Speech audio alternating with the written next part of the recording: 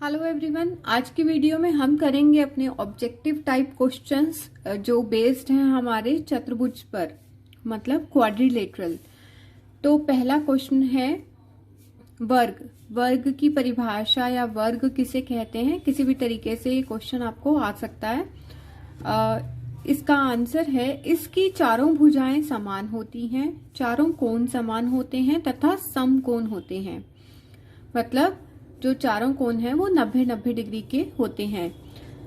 ये जो क्वेश्चंस आप यहाँ पर देख रहे हैं इन्हें कॉपी में भी नोट डाउन करना है, ताकि ये कंसेप्ट्स आपके 1-1 मार्क्स के जो क्वेश्चंस आते हैं पेपर में तो उसमें आपको बहुत हेल्प होती है इनमें। सेकंड क्वेश्चन है वर्ग के आंतरिक कोणों का योग होता है, कितना होता है या होता है करके आपके पास ऑप्शंस 4 ऑप्शंस आ सकती हैं, जिसमें से आपको एक पे टिक करना होगा, या आपको ऐसे आंसर की फॉर्म में, मतलब आपको क्वेश्चन पूछा जाएगा ऑब्जेक्टिव तो उसका आंसर आपको लिखना होगा। तो 360 डिग्री या 4 समकोण, तो दोनों में से कुछ भी लिख सकते हैं। और अगर ऑप्शंस आती हैं तो उसमें अगर 360 डिग्री लिखा है तो भी ठीक है, 4 समकोण है तो भी ठीक है। तो दोनों ही तरीके से आपको पता होना चाहिए कि वर्ग के आंतरिक कोणों का योग कितना होता है, 360 डिग्री या 4 समकोण। प्रश्न नंबर 3, पतंग रूपी चतुर्भुज के विकर्ण कितने अंश के कोण पर काटते हैं? तो इसका उत्तर है 90 डिग्री। हमेशा ध्यान रखना है कि पतंग रूपी जो चतुर्भुज होती है उसके जो विकर्ण होते हैं वो काटते हैं 90 डिग्री के कोण पर। अगला है चतुर्भुज ABCD में विकर्ण होते हैं ACBD। विकर्ण हमेशा डायगनली होते हैं। तो मैं आपको इसको यहां पर बना के भी दिखा देती हूँ रफ शीट पर। ये हमारा चतुर्भुज है और अब इसके जो विकर्ण हैं, अगर मैं इसके नाम दे रही हूं ABCD, तो इसके जो विकर्ण होंगे वो ये विकर्ण होते हैं डायगनली। तो इसको इससे मिलाने पर और इसको इससे मिलाने पर ये हमारे पास विकर्ण आ गए। तो विकर्ण हुए AC और BD। तो कभी भी कंफ्यूज नहीं होना कि हम AB और CD बोल दें तो वो गलत हो जाएगा, ACBD। अगला क्वेश्चन है हमारा चतुर्भुज की भुजा होती है। चतुर्भुज की भुजाएं कितनी होती हैं? 4। ये देखिए चतुर्भुज की 4 भुजाएं होती हैं, 1 2 3 4। पतंग रूपी चतुर्भुज। पतंग रूपी चतुर्भुज हमने अभी किए हैं क्वेश्चंस में, फिर भी मैं आपको उसकी डेफिनेशंस यहाँ पर बता रही हूँ। अगर आपको ना क्लियर हो तो फिर आप इसका क्वेश्चन देख लीजिएगा, प्रश्न नंबर 87। तो उसके अंदर आपको पता लग जाएगा कि पतंग रूपी चतुर्भुज क्या है, कैसे दिखता है। इसमें समान भुजाओं के जोड़े बनते हैं या जिसके साथ की 2 भुजाएं समान हो। इसकी कोई भी भुजा दूसरी भुजा के समानांतर नहीं होती। मैं आपको फिर भी ये दिखा देती हूँ जो हमने किया था वीडियो के अंदर, लास्ट वीडियो में। प्रश्न नंबर 87 था पतंग रूपी चतुर्भुज। तो ये देखिए ऐसा दिखता है ये पतंग रूपी चतुर्भुज, और इसकी जो डेफिनेशन है इससे ये मेल खाता है। इसमें समान भुजाओं के जोड़े बनते हैं। पहली लाइन समान भुजाएं, ये देखिए साथ साथ आ रही हैं, समान भुजाओं के जोड़े। ये भुजा इसके समान है, ये भुजा इसके समान है, तो समान भुजाओं के जोड़े बनते हैं। और साथ की 2 भुजाएं समान हो, ये भी लिख सकते हैं कि साथ वाली जो 2 भुजाएं हैं वो समान होती हैं। और कोई भी भुजा दूसरी भुजा के समानांतर नहीं होती। अब आप ये देख सकते हैं इसमें कोई भी भुजा किसी दूसरी भुजा के पैरेलल या समानांतर नहीं है। तो ये है पतंग रूपी चतुर्भुज की डेफिनेशन।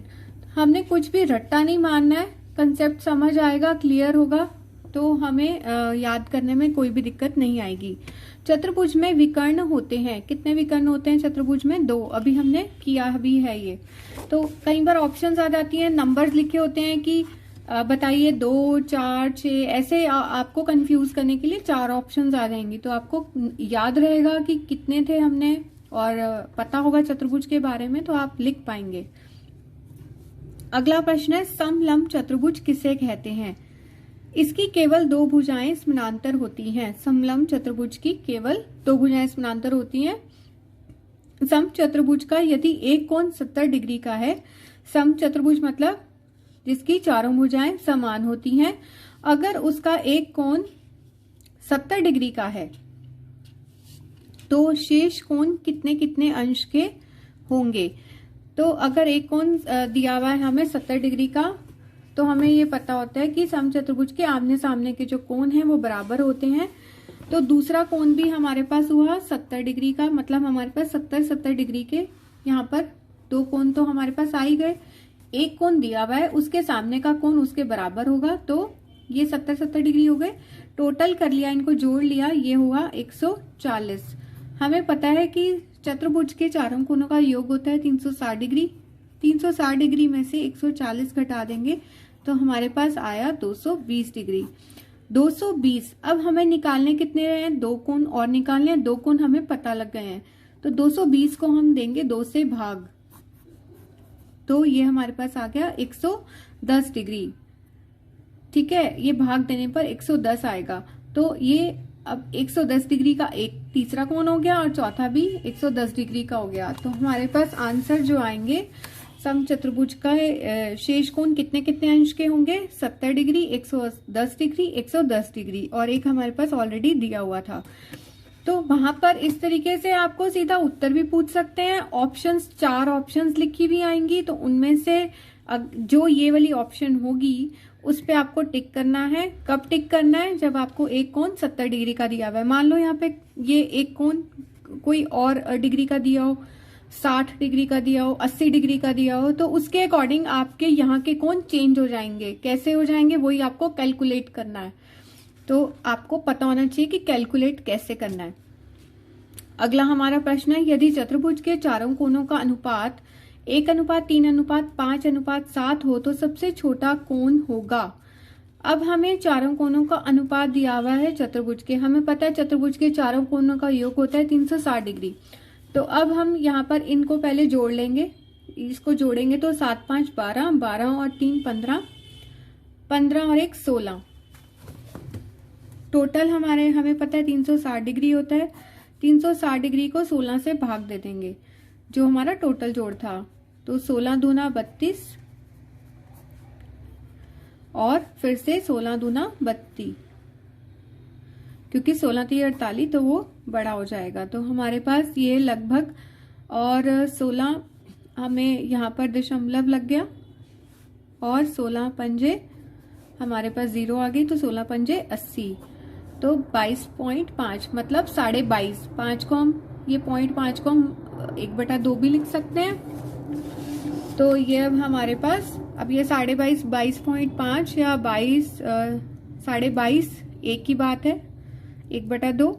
तो अब ये हमारा राइट आंसर आ गया। मैं इसी तरीके से आपको ऑप्शंस बता रही थी। पिछले सम्स में भी आपको ऑप्शंस भी आ सकती हैं, या फिर इसका बस ये आपको आंसर कुछ भी नहीं यहाँ पे मेंशन होगा, आपको बस होगा कि सबसे छोटा कोण कितने डिग्री का होगा। तो आपने अपने आप से कैलकुलेट करके निकालना है। तो कैलकुलेशन मैंने आपको बता दी कैसे निकालना है। अगला प्रश्न, इनमें से चारों भुजाएं किसकी समान है।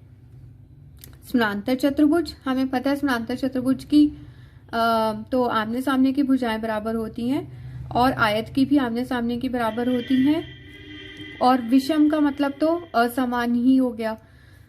तो और यहाँ बहुभुज आ गया, तो बहुभुज तो 4 से अधिक भुजाओं वाला हो गया। तो अब यहाँ पर कौन बचा, किसकी भुजाएं समान है, वर्ग की। वर्ग की चारों भुजाएं समान होती हैं, हम पहले पढ़ भी चुके हैं। तो ये हमारा टिक हो गया, ये हमारा आंसर है। यदि चतुर्भुज के कोणों का अनुपात 1:2:3:4 है तो सबसे बड़ा कोण कितने अंश का होगा। अब वो यहाँ पूछ रहा है सबसे बड़ा कोण। तो पहले हमें पता है कोणों का अनुपात हमें दिया हुआ है। जब भी कोणों का अनुपात दिया हो तो इनको आपस में जोड़ लेंगे। जोड़ा हमने 4 3 7 और 2 9 और 1 10, तो 10। अब हमारे पास अनुपात का टोटल जोड़ आ गया 10, और चतुर्भुज के चारों कोणों का योग है 360 डिग्री। 360 को हम 10 से भाग देंगे तो हमारे पास यहाँ आता है 36 डिग्री। अब उसने कहा सबसे बड़ा कोण। जब हमें सबसे बड़ा कोण निकालना है तो इसको हम 4 से गुना कर देंगे, 4 से गुना करने पर हमारा आंसर आ जाता है 144 डिग्री। अगर वो यहाँ पूछता सबसे छोटा कोण, तो हम 36 को 1 से गुना करते ना कि 4 से। ये है बड़े कोण के बराबर, और 36 को अगर वो सबसे छोटा पूछता तो 1 से गुना करते, तो ये हो गया छोटे कोण के बराबर। तो ये आपको पता होना चाहिए। इसके बाद हमारा जो लास्ट नहीं, इस पेज का लास्ट है, किसी भी चतुर्भुज के कुल कितने अंग होते हैं। तो चतुर्भुज के कितने अंग होते हैं? 10 अंग होते हैं। कैसे? चतुर्भुज की 4 भुजाएं, ये देखिए, ये हमारा चतुर्भुज बना हुआ है, इसकी 4 भुजाएं हो गई, 2 विकर्ण हो गए 6, और 4 कोण हो गए, ये 4 इसके कोण होते हैं। तो ये हमारे टोटल इसके 10 अंग हो गए चतुर्भुज के। नेक्स्ट हमारा जो क्वेश्चन है वो है, वर्ग का विकर्ण वर्ग को कितने भागों में बांटता है। तो एक जो विकर्ण है, वर्ग का विकर्ण वर्ग को 2 भागों में बांटता है। वर्ग का विकर्ण भुजा से बड़ा होता है। प्रश्न है 15 नंबर प्रश्न। तो ये सत्य है। ये हमने पहले की प्रॉपर्टीज में किया हुआ है, जब मैंने आपको चतुर्भुज स्टार्ट करवाया था उसकी वीडियो में भी आप देख सकते हैं कि जो विकर्ण होता है वो भुजा से बड़ा होता है। चतुर्भुज कितने प्रकार की होती हैं? चतुर्भुज 7 प्रकार की होती हैं, ये आपको याद रखना है हमेशा। एक चतुर्भुज में अधिकतम त्रिभुजें बन जाती हैं 8। एक चतुर्भुज में अधिकतम कितनी त्रिभुजें बन सकती हैं? ये ऑप्शंस में भी आ सकता है और बिना ऑप्शन के भी आ सकता है। तो 8 त्रिभुजें बन सकती हैं, ये मैं आपको बता देती हूँ। ये देखिए, ये हमारा चतुर्भुज है, इसके विकर्णों को आपस में मिला लिया। तो पहले तो हमारे पास ये अगर हम ए बी आधार को लेके चलते हैं तो ए बी डी एक त्रिभुज, ए बी सी 2 त्रिभुज। जब हम डी सी आधार को लेके चलते हैं तो C D A, C D B, तो इस तरह से 4 त्रिभुज तो ये बन गए, और 4 हमारे त्रिभुज बनेंगे जो हमारे ये विकर्ण जब आपस में काटते हैं तो ये ए ओ डी, ए ओ बी, बी ओ सी, सी ओ डी। तो टोटल हमारे 8 त्रिभुज बनते हैं किसी भी एक चतुर्भुज में। अधिकतम 8 त्रिभुजें बन जाती हैं। हमारा लास्ट क्वेश्चन है इसका चतुर्भुज का, किसी वर्ग के विकर्ण और भुजा का अंतर होता है। अब वो कह रहा है विकर्ण और भुजा का अंतर। हमेशा ये ध्यान रखना, जब भी अंतर की बात आती है तो वो भुजा से छोटा होता है। अंतर हमेशा भुजा से छोटा होगा। जब भी डिफरेंस होता है वो हमेशा छोटा आता है। मतलब 8 नंबर है और एक 5 नंबर है, तो उसका जो डिफरेंस आएगा वो 3 है। तो 3 जो है वो छोटा है, अंतर छोटा आता है हमेशा। तो जो ये अंतर होता है विकर्ण और भुजा का, वो भुजा से छोटा होता है।